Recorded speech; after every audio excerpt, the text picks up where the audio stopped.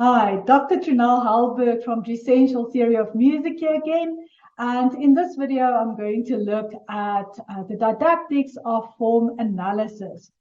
Now, let's dive into it. Okay, now, first of all, before you get going for the very first time with form analysis, I want you to explain to the kids what is meant by form analysis and where does it fit in the bigger picture. I can remember the first time when I did form analysis. I was in grade 5 and the teacher just started with a piece and I wasn't sure what I was supposed to do with the information. Were we going to learn how to compose it? Are we going to look at key signatures? I just didn't understand what we were actually doing. Okay, so from a learner's perspective, just always be very clear. So what you can tell them is form analysis is the analysis of the overall structure of a composition as well as the subsections in it. Okay, so it's about the analysis of a piece of music. Then, after that, you can start to dive into a specific piece. Now, depending on what curriculum you are following and what pieces are prescribed, it might be necessary to start with an easier example that's not prescribed. So really a textbook example of this specific form without any exceptions to it. Okay, then after that, what you're going to do is you're going to provide some interesting historical or musical facts about the composition. So how did it come into existence? You know, is there some historical event linked to it, or whatever the case might be. And then what you would do next is just to provide an overall, view of the piece. Now, very important there, and you can see it here at number 6, is that you're going to start with a bigger picture and then you're going to chunk it down into the smaller units. I would like to give you an example. Say, I need to explain to you, I'm sitting here on my chair in Pretoria in South Africa, okay?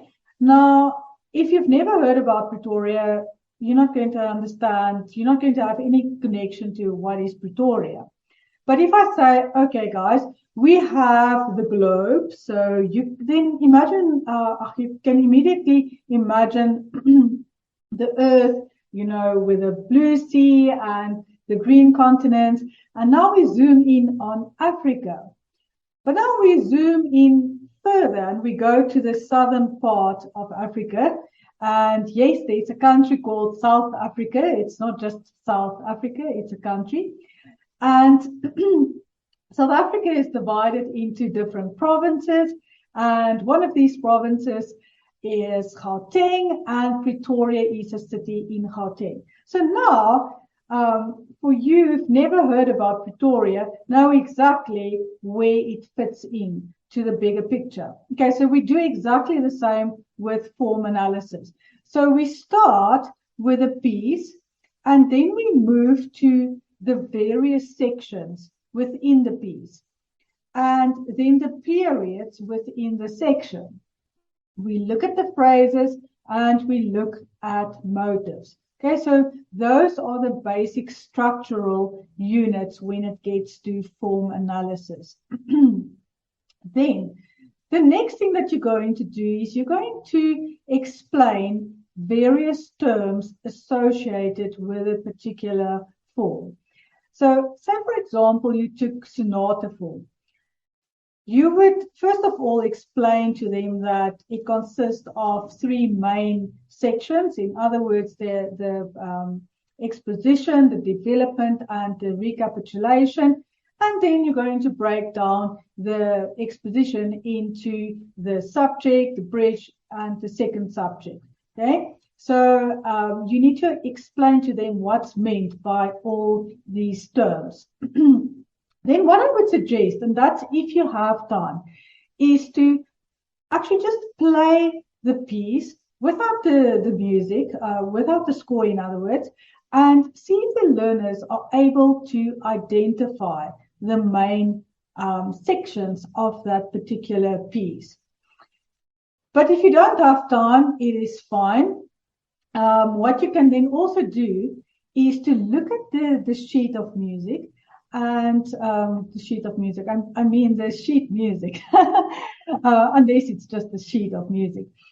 And then you're going to provide a broad overview of it. Okay, you're going to point out the various sections, and if you want to, you can also point out other things, other elements. Make learners aware of things that might indicate different sections or subsections of a particular section. So you would look at repeat signs, long notes. Maybe there was a pause and suddenly there's contrasting material. Maybe you can see that the key signature changed. So we pay attention to all these kinds of events because they might be significant in terms of telling us what is happening in the piece, where's the beginning and end of a particular section. Okay. So then what I would suggest is that you play it again, but now this time what you do is you let the learners look at the score while they're listening to the music. And then they can indicate at least the main sections. If you have nice, bright learners, they might even make notes like, oh, there was a modulation there. Or if they spot a repeat, they can write repeat in it. Or there's a sequence, whatever it is. So you basically let them see what they can identify in the piece. Another way that you can do it is to write the various sections and elements on pieces of colored paper, and then you ask the learners to basically build this composition. And they can either do it individually, they can do it in pairs, they can do it as a group. Okay, so you decide, also depending on how strong your learners are. Okay, and then another thing that you can do is, instead of the first two things that I just mentioned, is that you play through the piece, and then as you play through it, you highlight the various elements in the piece. Okay, then also something that you can, or that you should remember to incorporate, is how the various motives fit into the bigger structure of the piece. And that's basically your recipe for teaching form analysis. Now, once you've looked at a very simple example of a particular form, then you can go into more advanced versions of it.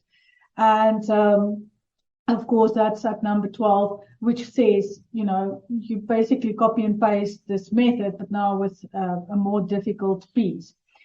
Now, I would just like to quickly talk about a couple of resources. And first of all, I would like to suggest getting or having a look at Wallace Berry's Form in Music. Really a great book resource to have when it gets to form analysis.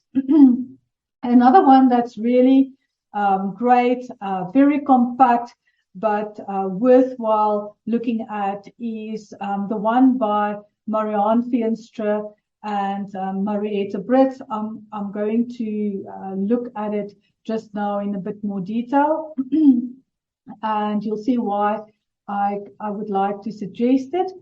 And yes, you've got the internet. Okay, wonderful resources there. And I used the internet to get this resource called 7 Strategies or Ideas for Teaching Musical Form. Okay, so that's just one of many amazing resources that you get. Now I'd like to quickly have a look at this book called Introduction to Musical Form.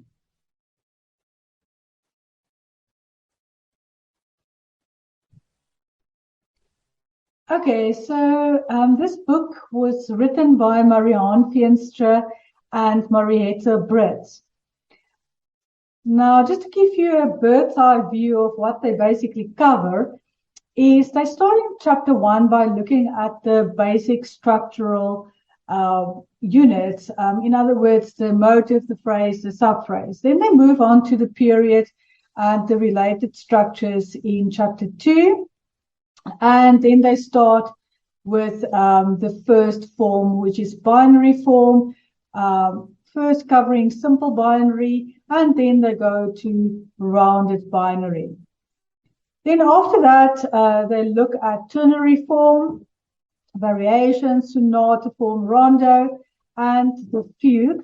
So you can see how they gradually build up in terms of the complexity of the form structure. And then in chapter 9, they cover various contrapuntal genres, like the invention, the French overture, the chorale prelude, and then they end off with a glossary of important terms, very useful glossary, by the way. Okay, and then if you look at, let me quickly share chapter 6 with you. And in chapter 6, they look at sonata form. So providing an introduction to the form and then looking at a description of it. So again, starting simple and then they elaborate on that. So giving an idea of what's meant by the exposition, the development, and the recapitulation, the three basic sections of the sonata form.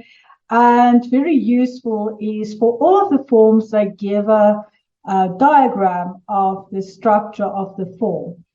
Then they go on to actually analyzing a sonata in this case. So this is Mozart's piano sonata in B flat major K 570, providing some general comments on the piece, and then dive into the analysis with bar numbers. And then they finish off by providing some analytical challenges that might arise, and also suggesting some additional reading. Okay, so I trust that you found this helpful and that it just gave you some structure as how to teach form analysis in your classes.